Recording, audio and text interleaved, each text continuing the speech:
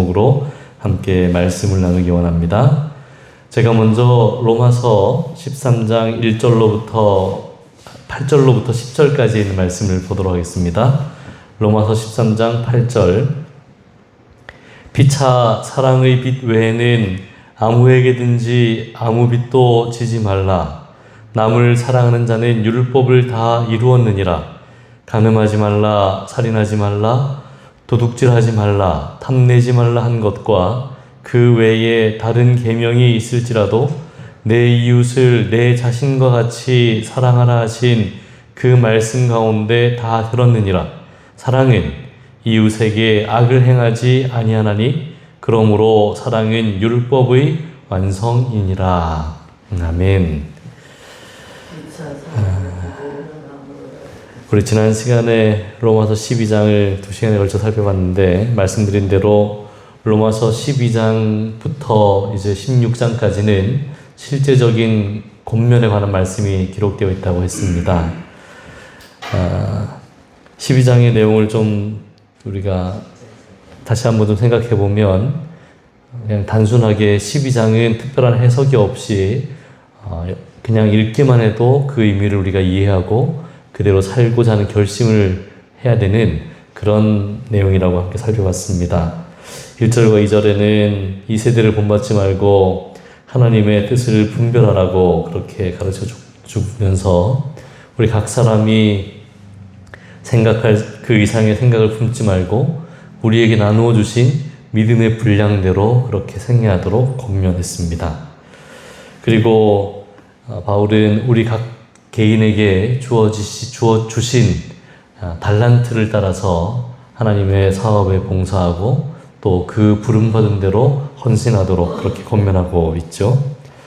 그리고 9절에 보면 12장 9절에 사랑에는 거짓이 없나니 악을 미워하고 선에 속하라고 그렇게 이야기하고 있습니다. 오늘 이제 저희가 사랑에 대한 이야기를 할 거기 때문에 그 12장부터 이어지는 거잖아요. 그래서 우리가 지난번 읽었지만 시대의 소망 22쪽에 사랑은 오직 사랑으로만 일깨워진다. 하나님을 알게 되면 그를 사랑하게 될 것이다. 이런 말씀이 있는데 우리가 이제 어떻게 그리스도인으로서 참된 사랑을 나타낼 수 있을까? 이런 이제 질문을 하게 되면 거기에 대한 대답은 사랑이신 분에게 사랑을 배워야 바르게 사랑할 수 있다는 것을 우리가 말씀을 통해서 알게 됩니다.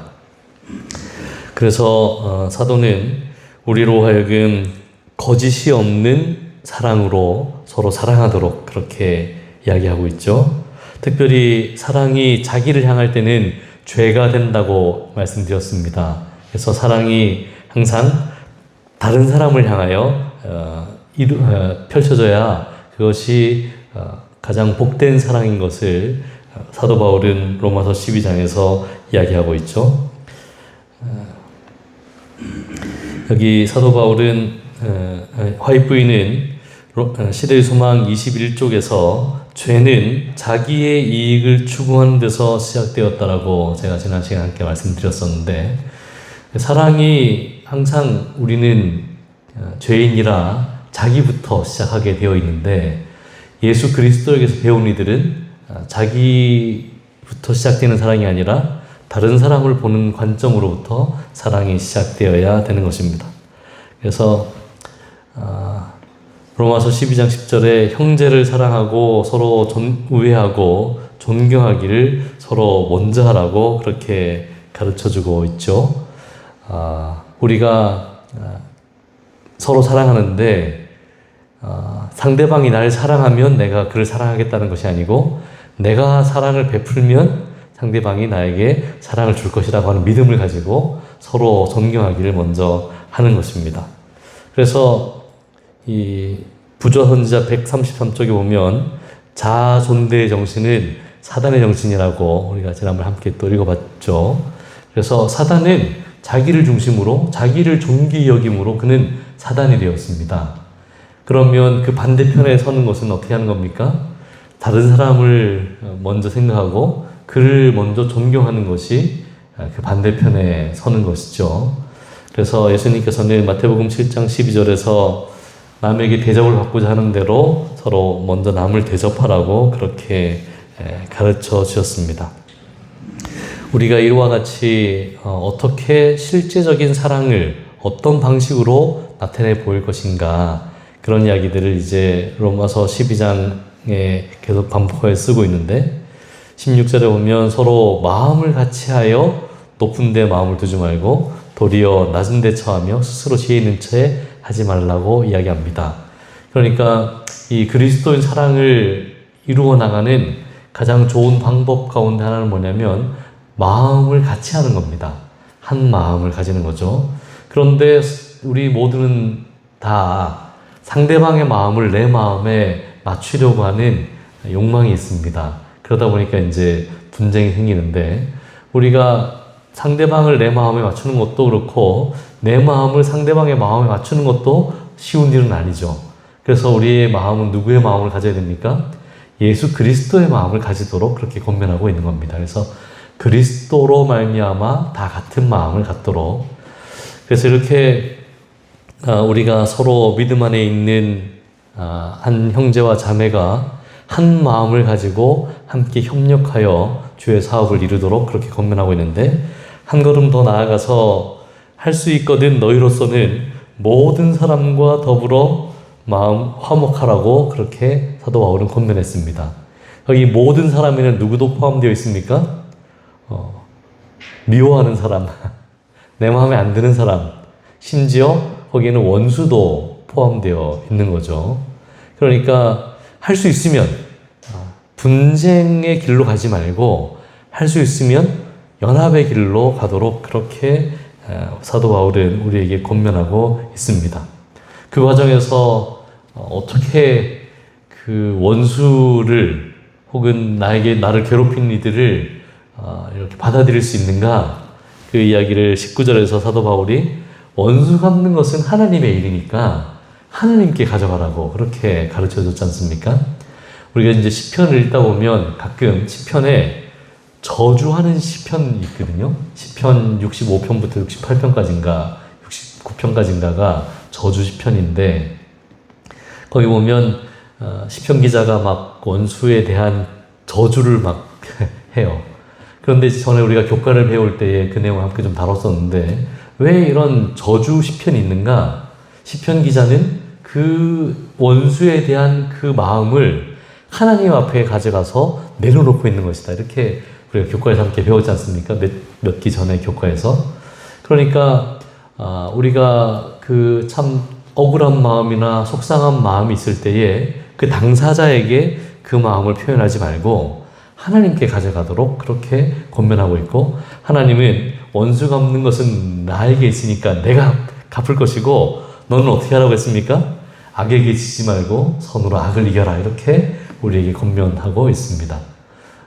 지난 한 주 동안 우리가 이 말씀을 좀 묵상하면서 우리가 혹 이 인간적인 마음으로 해결되지 않던 그런 마음들이 하나님의 말씀의 지도를 받아서 잘 해결되었기를 바랍니다.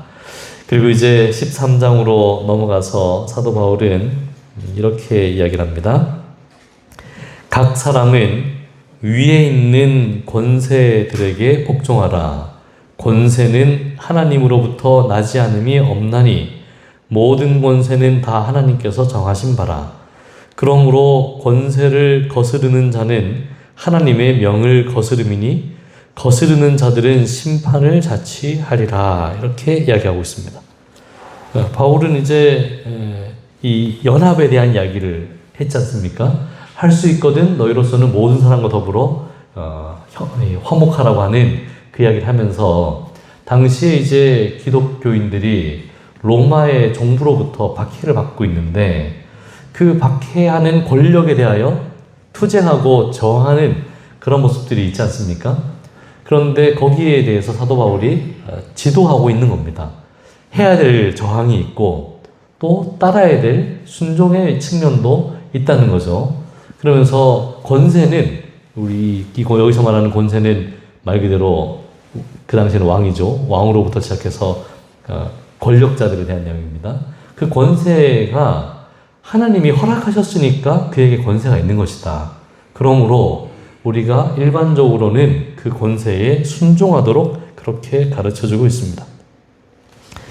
사도 바울만 그렇게 이야기한 것이 아니고 베드로전서 2장 13절과 14절에서 인간의 모든 제도를 주를 위하여 순종하되 혹은 위에 있는 왕이나 혹은 그가 악행하는 자를 징벌하고 선행하는 자를 포상하기 위하여 보낸 총독에게 하라 이렇게 하겠어요.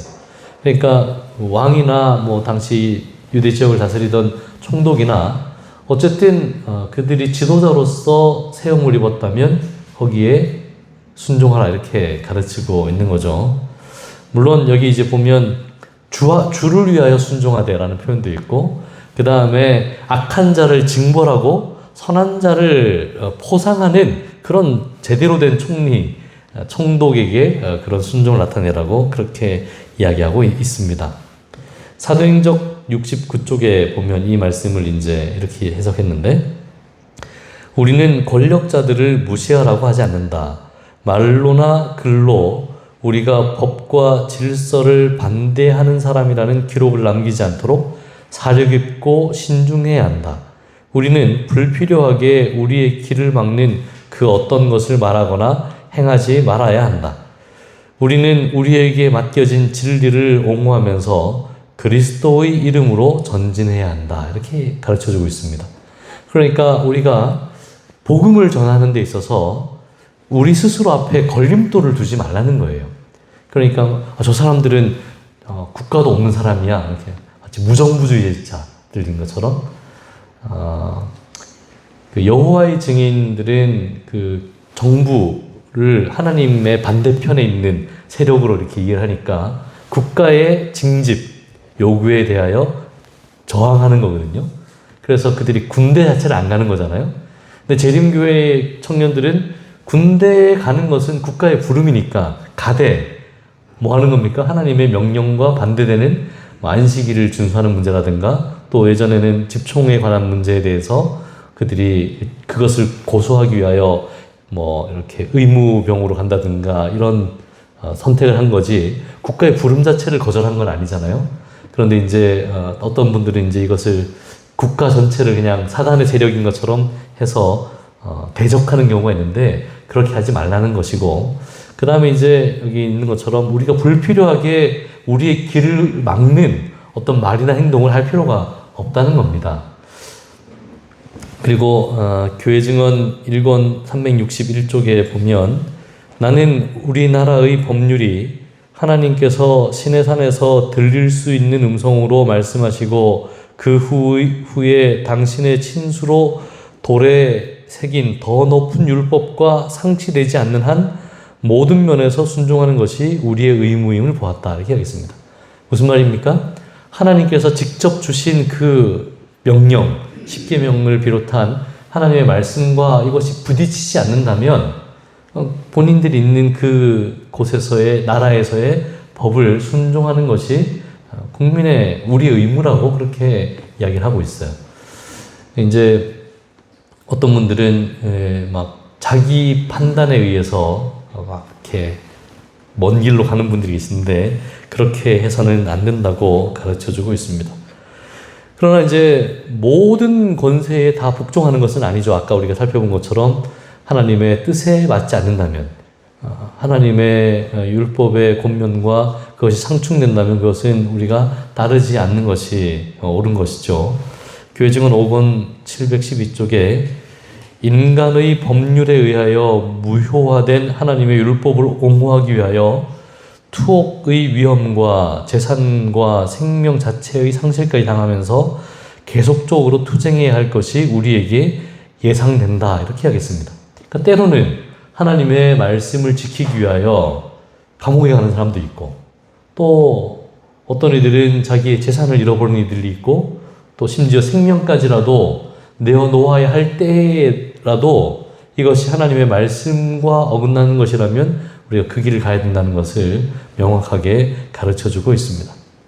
일반적으로는 우리가 평화와 조화를 위하여 국가의 법률과 외관상 일치를 따르는 것이 맞는데 어떤 사람들이 말하는 것처럼 각 사람은 위에 있는 권세들에게 굴복하라. 권세는 다 하나님이 정하신 바라는 성경절을 인용하여서 마치 하나님의 뜻과 맞지 않는 길조차도 순종해야 되는 것처럼 가르치는 사람들이 있다면 그것은 잘못된 것이라고 이렇게 하는 거죠. 그러니까 더 높은 법에 가장 이런 것에 직접적으로 영향을 받는 이들이 이제 한동안 이제 군대에 복무하는 청년들이었는데 요새는 군대가 참 좋아져서 토요일 날 안식일이 되면 군대 연락이 옵니다. 이렇게 좀 데리고 가라고 이렇게 할 정도로 아주 좋은 환경 가운데 있는데 우리가 꽤 불과 얼마 전만 해도 그런 문제에 있어서 우리가 상관과 상담하고 면담하고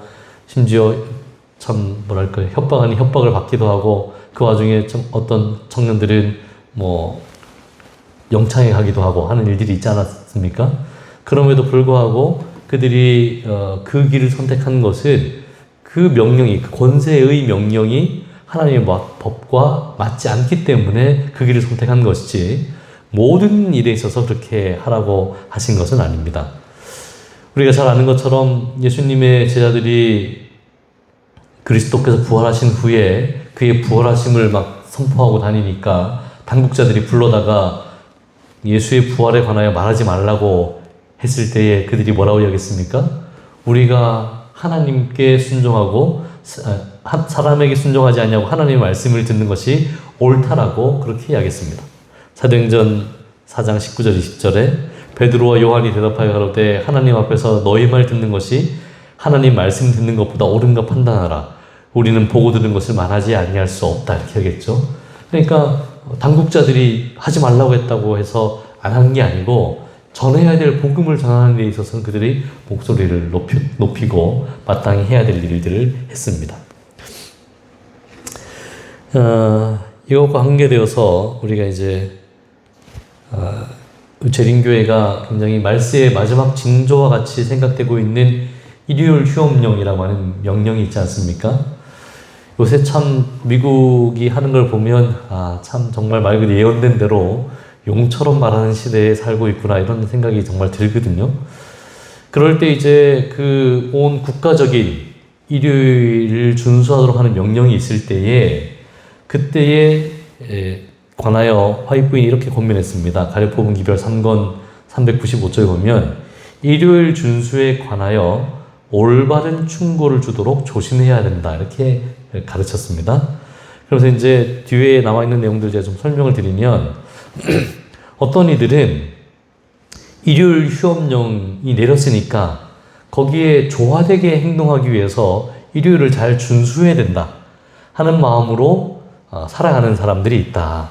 그런데 이제 그렇게 하다 보면 한 단계씩 양보하면서 오히려 정말 원칙마저 희생하는 경우들이 발생할 수 있다는 것입니다. 그래서 만약에 그들이 안식일을 지킨다고 주장하는 이들이 양보하고 또 우상신에게 굴종적으로 고개를 숙인다면 원칙이 점점 더 굴복되어 마침내 모든 것을 그들에게 빼앗길 것이다 이렇게 이야기했거든요. 그러면서 또 뭐라고 또 이어서 엘렌 화이트는 권면하고 있냐면 그런데 하나님의 짓밟힌 율법을 옹호하며 그분의 명예를 위하여 이 일을 하도록 요청받지 않는 한 말이나 행동으로 법적 세력을 무시하지 말도록 촉구할 것이다.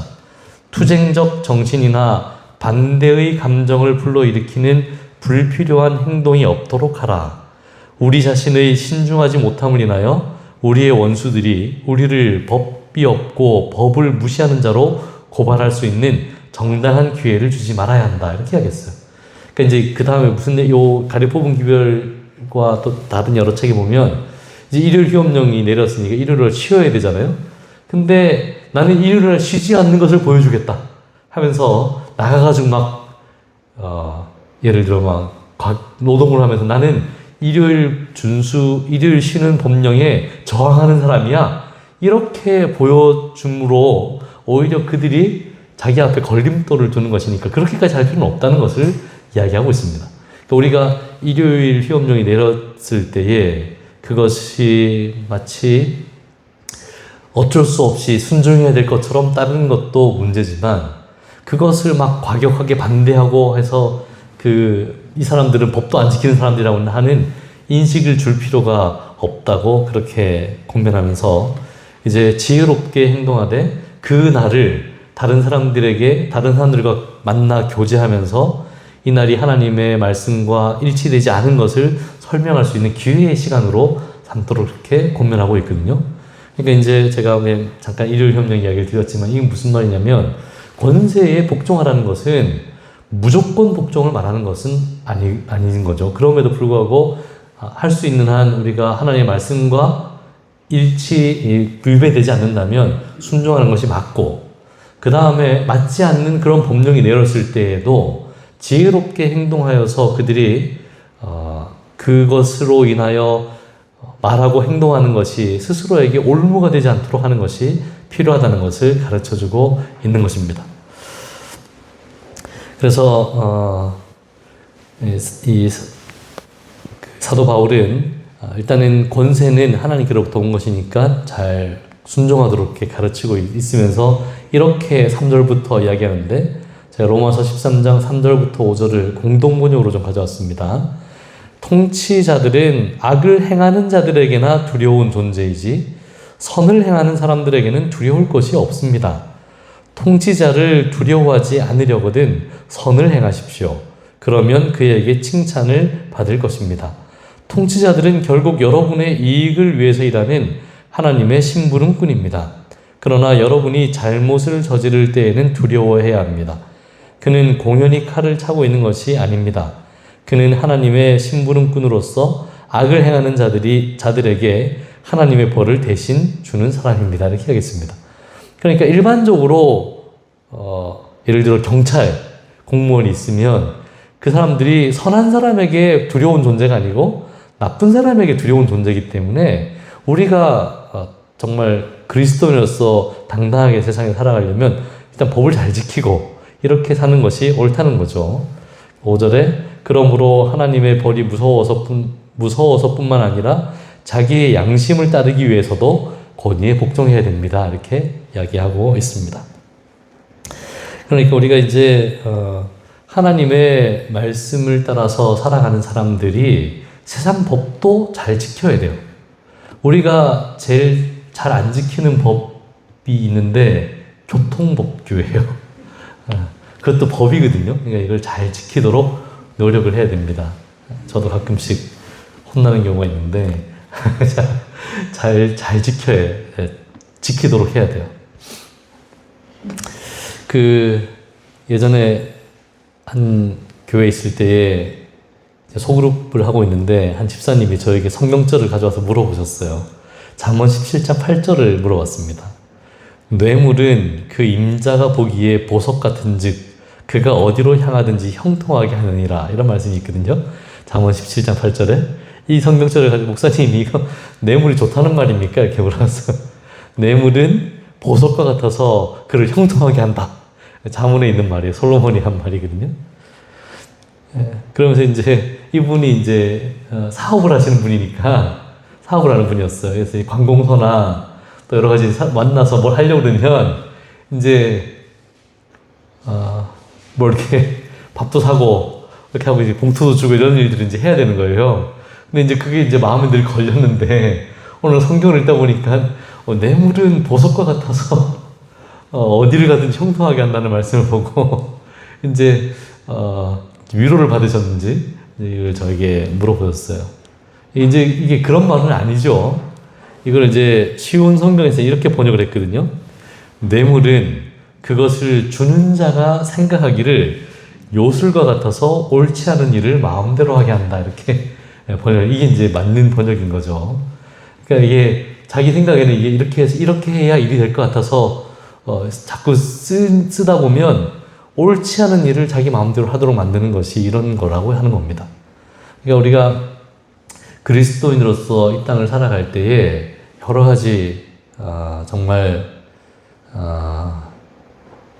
이 세상의 법들을 부딪히는 경우들이 있을 때에 그들 앞에서 참 훌륭한 성도일 뿐 아니라 훌륭한 시민의 삶도 같이 살아야 되는 것을 꼭 잊지 마시기 바랍니다. 사도 바울은 13장 6절부터 7절까지는 이제 세금 내는 문제도 이야기하고 있거든요. 너희가 조세를 바치는 것도 이로 말미암음이라. 그들이 하나님의 일꾼이 되어 바로 이 일에 항상 힘쓰느니라.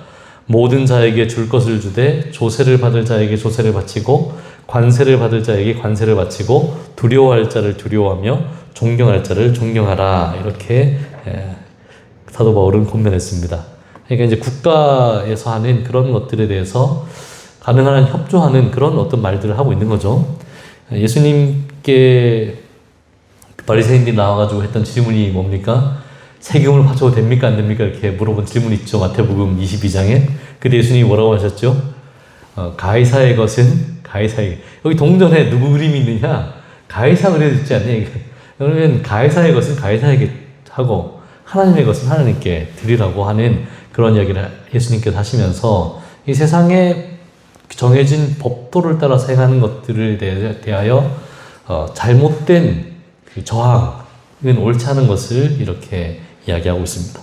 이제 이런 사도 바울의 권면의 내용은 무슨 내용이냐면, 왜 이런 권면을 했냐면, 아까 말씀드렸던 12장에서 할 수 있거든 너희가 모든 사람과 더불어 화목하라고 했지 않습니까?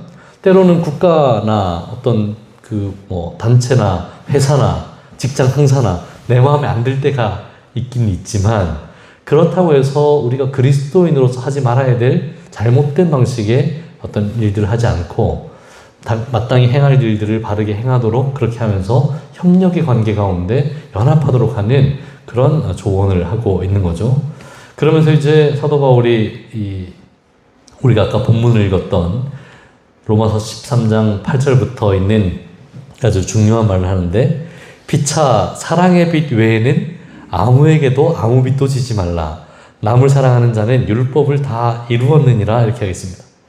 여기 이제 핵심 그 내용은 사랑의 빛 외에는 아무것도 주지 말라고 했고, 남을 사랑하는 자는 율법을 다 이루었다고 하는, 그러니까 사랑이 굉장히 중요하다, 이런 내용을 이제 가르치고 있는데, 화이트부인은 이 성경절을 인용해서 주로 어디에 자주 사용했냐면 빚지지 말고 살아라. 사랑의 빛 말고는 빚을 지지 말라. 이런 용도로 많이 인용해서 쓰셨거든요. 그래서 그런 부분도 우리가 좀 생각을 하긴 해야 됩니다. 우리가 사랑의 빛 말고 과도한 이 빚을 짓는 것은 옳지 않다는 것을 배울 필요가 있습니다. 그럼 오늘은 그 부분을 다루지 않고 남을 사랑하는 자는 율법을 다 이루었다라고 하는 것을 좀 생각해 볼 필요가 있어요. 이 사랑이라고 하는 복음의 핵심 같은 거죠. 기독교의 가장 중요한 용어 아닙니까? 제가 좀 지금보다 좀 더 어렸을 때는 개신교회가 맨날 사랑 타락만 하고 바르게 하나님의 말씀에 대한, 그 다음에 공의에 대한 이런 내용들을 잘 가르치지 않기 때문에 그 교회가 옳지 않다라고 하는 생각들을 꽤 오랫동안 했었거든요. 근데 좀 시간이 지나서 제가 오랫동안 지나고 나 보니까 사실은 그 사랑에 대하여 강조하는 것만큼 중요한 것이 없다는 것을 다시 한번 깨닫게 되었습니다. 우리가 이제 이 부분에 대해서 늘 배우지만 잘 안 되는 거잖아요. 그렇기 때문에 날마다 우리가 이 부분을 다시 되새기고 또 되새겨야 돼요. 기독교의 핵심 가치는 남을 사랑하고 하나님을 사랑하는 데 있습니다. 우리 뒤에 다시 다루겠지만, 갈라디아서 5장 13절의 말씀, 형제들아 너희가 자유를 위하여 부르심을 입었으나 그러나 그 자유로 육체의 기회를 삼지 말고 오직 사랑으로 서로 종노릇하라고 그렇게 권면하고 있습니다. 히브리서 13장은 이렇게 시작하죠. 형제 사랑하기를 계속하고, 이렇게 시작합니다. 베드로전서 1장 22절에 너희가 진리를 순종함으로 너희 영혼을 깨끗하게 하여 거짓이 없이 형제 사랑하기에 이르렀으니 마음으로 뜨겁게 서로 사랑하라. 이렇게 권면하고 있습니다. 아까 사도 바울이 로마서 12장에서도 너희가 서로 사랑하고 사랑에는 거짓이 없다고 그랬지 않습니까? 그러니까 이 사랑에는 이 거짓이 없어야 돼요. 이걸 좀 다른 각도에서 이야기하면 다른 속마음이 없어야 돼요. 그냥 사랑하는 겁니다. 내가 이렇게 해서 다른 유익을 얻어야지 하는 마음으로 다른 속마음을 깔고 행동하는 것이 아니라 그냥 사랑 그 자체로 사랑하는 것이 필요한데, 형제를 사랑하되 마음으로 뜨겁게 사랑하라고 그렇게 권면하고 있습니다. 베드로전서 4장 8절에 무엇보다 열심으로 서로 사랑할지니 사랑은 허다한 죄를 덮느니라고 권면했죠.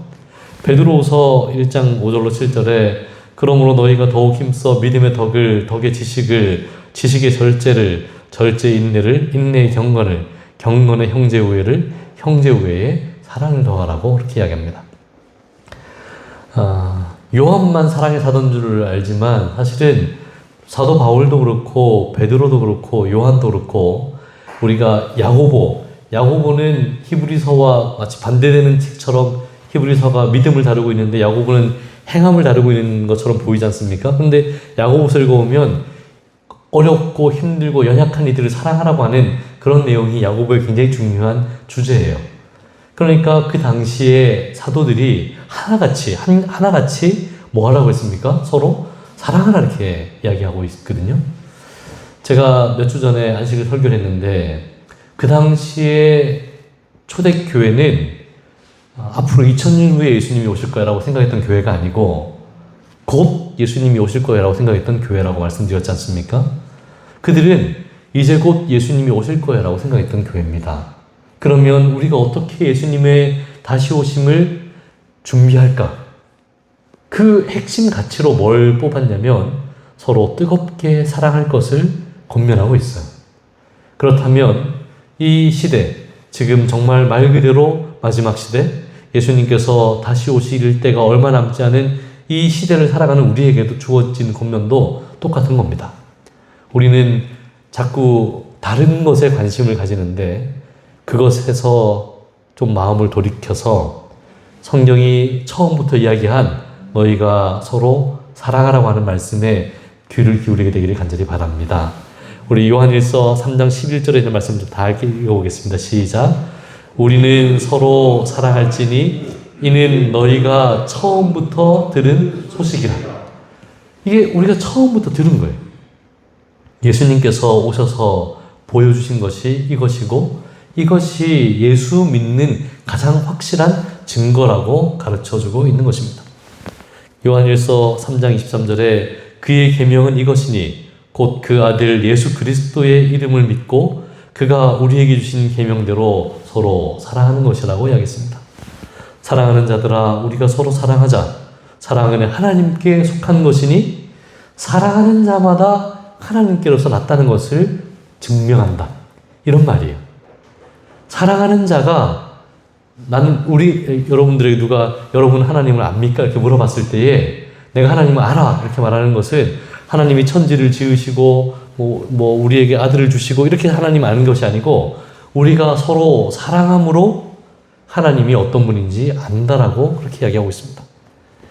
요한일서 4장 11절 12절 사랑하는 자들아 하나님이 이같이 우리를 사랑하셨은즉 우리도 서로 사랑하는 것이 마땅하도다. 어느 때나 하나님을 본 사람이 없으되 만일 우리가 서로 사랑하면 하나님이 우리 안에 거하시고 그의 사랑이 우리 안에서 온전히 이루느니라 이야기했습니다. 우리가 다 하나님을 본 적이 없지만 정말 하나님께서 우리에게 보이신 사랑을 따라서 우리가 서로의 사랑을 나눌 때에 하나님이 우리 안에 계시다는 것을 우리가 알 수 있다는 겁니다. 그래서 우리 짧은 복음성가 중에 형제의 모습 속에 보이는 하나님의 형상 아름다워라 이런 노래가 있거든요. 우리가 서로 그리스도인으로서 정말 상대방에 대한 애정을 가지고 마음을 열고 그를 사랑하게 될 때 상대방은 그렇게 사랑하는 그 당사자를 통해서 누구를 보게 되냐면 하나님을 보게 된다는 것입니다. 우리의 자녀들에게 하나님을 보여주고 싶으면 그 자녀들을 뜨겁게 사랑하시기 바랍니다. 우리의 성도들에게 하나님이 어떤 분인지 보여주고 싶으면 그를 진심으로 사랑하면 하나님을 보여줄 수 있어요. 그런데 우리가 성경을 가르치면서 사랑을 나타내 보이지 못한다면 우리는 잘못 가르쳐주고 있는 것입니다. 요한복음 13장 34절 35절에 예수님께서 말씀하시기를 새 계명을 너희에게 주노니 서로 사랑하라. 내가 너희를 사랑한 것 같이 너희도 서로 사랑하라. 너희가 서로 사랑하면 이로써 모든 사람이 내 제자인 줄 알겠다고 이야기하고 있습니다. 예수님께서 우리를 사랑하신 사랑이 어떤 사랑입니까? 이기심 없는 사랑이거든요. 다른 계산이 깔려있지 않은 그런 사랑이에요. 예전에 우리가 교과 공부할 때 어려운 사람들을 돕는 문제에 대한 내용을 다룬 적이 있습니다. 그때 교과의 내용의 핵심이 뭐냐면 그 사람이 어렵기 때문에 돕는 것이지 도와주면 이 사람이 나에게 감사하다고 말하거나 무슨 어떤 반응을 보일 것을 기대해서 돕는 것이 아니라 이렇게 했거든요. 그러니까 우리가 사랑을 베풀 때도 마찬가지죠. 내가 그리스도인이기 때문에 사랑을 베푸는 것이지 어떤 사랑을 베풀면 그 반응으로 무엇인가가 돌아올 것을 기대하기 때문에 베푸는 것은 아닌 것입니다. 그래서 우리가 예수 그리스도께 받은 사랑이 무엇인지 이해하고 그리고 그 사랑을 베풀어야 될 것입니다. 이런 마음으로 사도 바울이 이야기하기를 여러 계명들이 있지만 내 이웃을 내 자신과 같이 사랑을 하신 그 말씀 가운데 다 들어있다. 그러니까 사랑은 이 나쁜 일을 상대방 이웃에게 행할 리가 없기 때문에 사랑은 율법의 완성이라고 이야기하고 있는 것입니다. 그래서 진실로 내 이웃을 내 몸처럼 사랑한다면 그에 대하여 헌담하거나 나쁘게 말하거나 분노한 말을 하거나 언성을 높이거나 할 이유가 없다는 것입니다.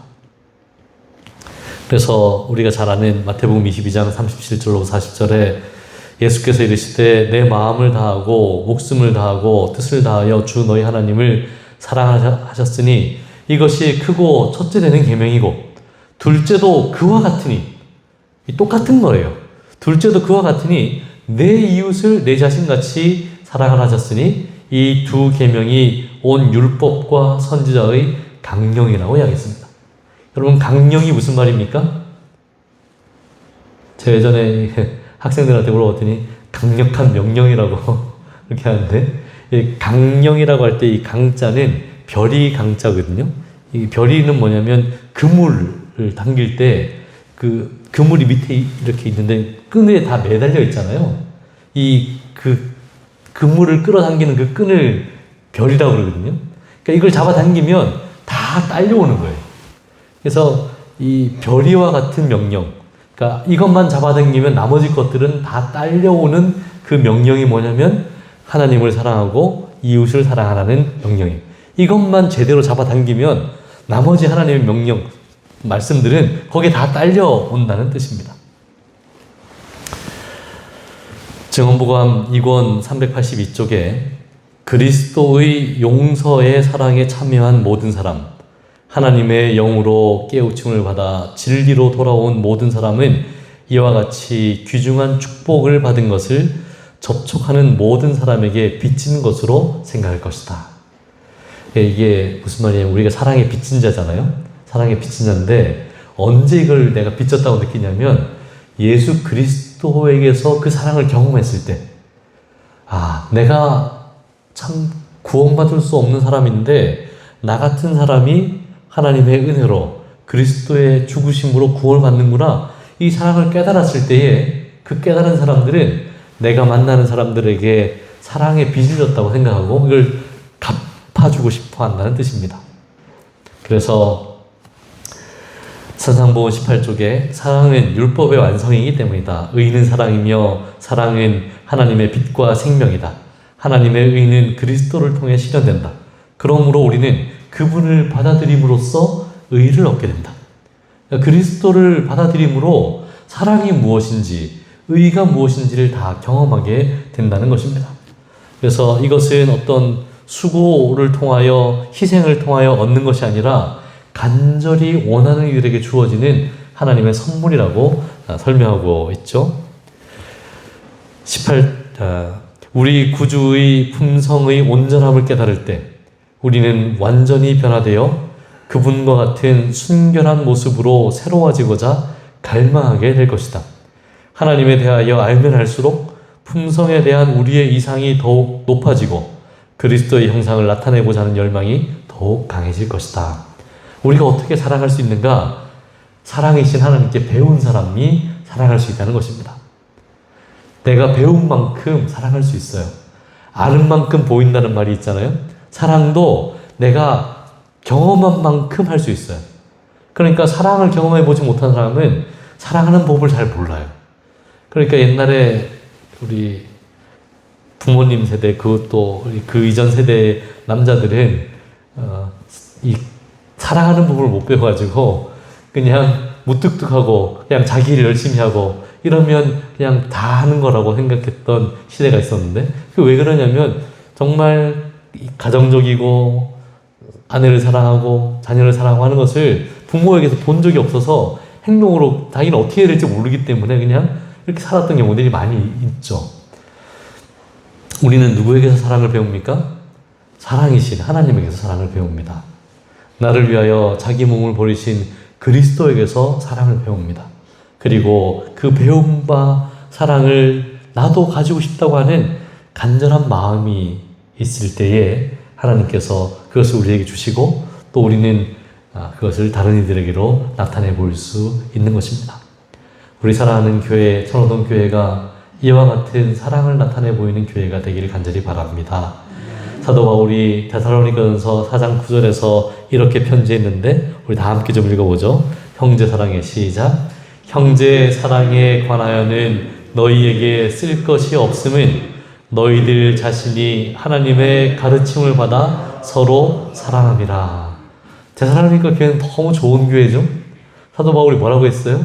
야, 너네들한테는 사랑에 대해서 쓸 필요가 없다. 왜냐하면 너희가 지금 잘 하나님께 배운 대로 잘하고 있기 때문에 사랑에 대해서 가르칠 필요가 없다라고 했거든요. 우리 교회도 사랑에 대해서 더 이상 배울 필요가 없는 교회가 되길 바랍니다. 하나님께서 우리와 함께 하셔서 우리의 말과 행동에 하나님의 사랑이 나타나는 저희 모두가 되길 바라면서 말씀을 줄이겠습니다.